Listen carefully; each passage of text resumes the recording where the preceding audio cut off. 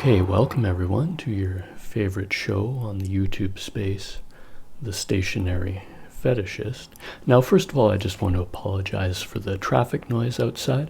I did put up a red recording light, however, it appears the people in my city are completely indifferent to artists, so I do apologize for that.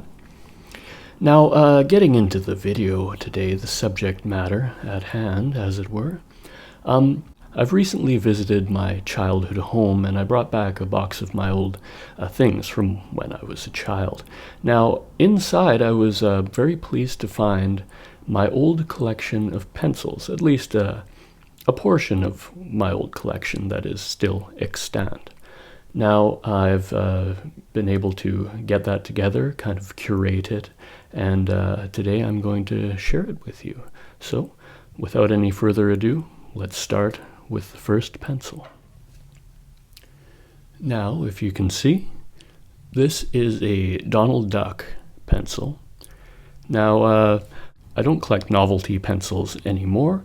However, when I was a child, I guess there was a certain appeal, and Donald was one of my favorite cartoon characters, kindred spirit, if you will. Now, this pencil, unsharpened, of course, because I did have the collector's bug back then even. So, as you can see, standard kind of looking novelty pencil. We've got a white eraser, no frills ferrule on there. And as you can see, if I can zoom in a bit, it is in fact made in the USA, which is quite a rarity these days. Now, I should mention that this collection is probably from around 1990, I would say, give or take a few years. So we kind of get a glimpse of the state of pencil craft at that period in time. So that is the first pencil. And it is a round, it's not a hexagonal shaft on there, so apologies if it does roll around the table a bit. Now, this one is kind of on the same theme, as you can see. Donald Duck as well is the character on this novelty pencil. Now, this one I do believe is of quite a later date. I believe I got this as a stocking stuffer, maybe around the year 2000 or something. So, as you can see, as was par for the course, a novelty pencil at that time was in fact made in China. Now, this is quite a bit more intricate, I guess. It has this three-dimensional character on there as opposed to this one, which is just printed on the shaft. So it does mention the character's name, Donald Duck, of course. And yeah, it's quite a fun novelty pencil. Looking at the cross section, I can't really tell what kind of wood is in there, but I kind of doubt that it's cedar, but I could be wrong, but I'm not going to sharpen it, so I guess it will remain a mystery forever. Try to get Donald in the frame there nicely. Okay, next. Now, this one, aesthetics-wise, is really a product of its time. We've got that very bright, shiny, abstract motif redolent of the late 80s, early 90s. That was a very in vogue kind of aesthetic. Quite interesting, and I'm not sure if you can see that. I'm not sure if it will pick up on the camera, but again, this is made in USA. It says number 2, made in USA. Well, actually, I was adding a little bit of embellishment there. It says to USA. Now, white eraser, black ferrule, and quite a stunning design on there. Again, unsharpened. And the grain you can see in there, the grain pattern of the wood, that may be cedar. I know if you're used to novelty pencils today, they're generally made of like the cheapest materials available and They're really kind of atrocious to write or draw with. Okay, so moving on, I will just presage the next section with this, which is a ruler, although it does fit into the stationery category. This is from the Rascal Raccoon Savings Club. Now, there's a reason why I showed this, because the next set of pencils I have are all similarly labeled with the Rascal Raccoon Savings Club. So let me just spread these out here so you can get a good glimpse of each one. And again, these are from the early 90s, I would say. Now, just first off, looking at this one, I can see it's very similar to this previous one we looked at, to USA. So I assume these came from the same factory and just, customized to the customer's needs. So this one is quite sparkly like this one. These ones above are a bit more restrained, and there is actually no indication of the provenance or the country of manufacture on here. Simple, just kind of a bright paint finish, and kind of a brassy ferrule on there with the classic pink eraser.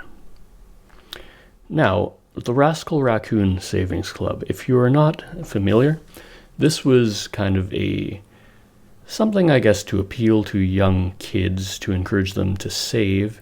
It was developed by the local credit union in my hometown, and I was, in fact, a member of this club. Now, you may be wondering the quality of these pencils. They're just novelty pencils. Well, I'll leave this one, which is of a later date, out of the equation, but these older ones that are, 30 plus years old now, how did they actually draw and write? Because nowadays, I don't know about you, but I would assume a novelty pencil would be a very indifferent quality, to say the least. Probably atrocious, if I'm going to be honest. Judging from what we've seen in the past with some of the more recent, even the Sanford Mirado, or is it the Papermate? The most recent iteration of the Mirado was quite atrocious. I'll leave a link down below if you want to check out that video comparing two different Mirado pencils of different eras. Now, what were these pencils like to write with? Now here I have a sharpened one. Now when I was going through my cache here of pencils, there were several that were in fact sharpened, so I took these to work, and I've actually been using them in my job for the past month or so. So I'm happy and surprised to report that this is actually a very high quality, performs wonderfully. Now, if you can see, not sure if you can see on the camera, but it is in fact cedar. It does have that lovely cedar smell, and I'm telling you, it sharpens so smoothly, and it writes like a dream, absolute dream. So let's just go in and do a little example here. So I'll just write my channel name, Donej Mandrakes. Now, it's not the smoothest. It's not as smooth as, say, a Japanese Mitsubishi Uni pencil or something like that. But honestly, I prefer a little bit of resistance. I've come to realize I prefer a little bit of resistance when I'm writing. Maybe not when I'm drawing, but when I'm writing, I do like a little bit of resistance. However, this is not at all gritty by any stretch of the imagination, like those previous Mirado pencils I looked at were. It's not gritty at all.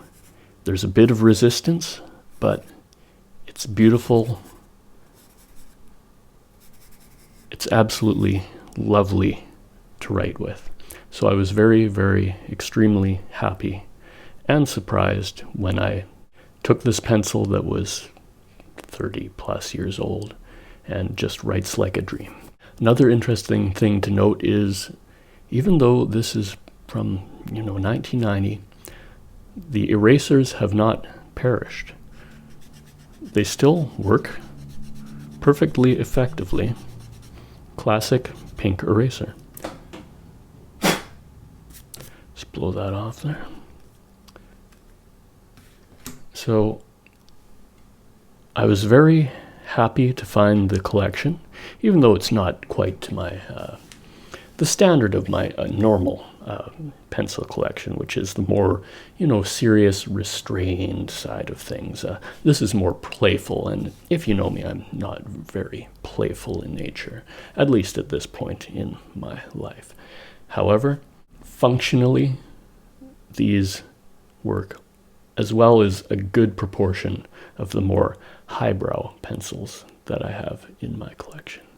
So today, that was just a brief video showing this old collection from my childhood. I do hope you enjoyed it. Let me just put that there for aesthetics. I do hope you enjoyed it, and if you did, please consider following me on Twitch, Tumblr, Tinder, and of course, subscribing to the channel.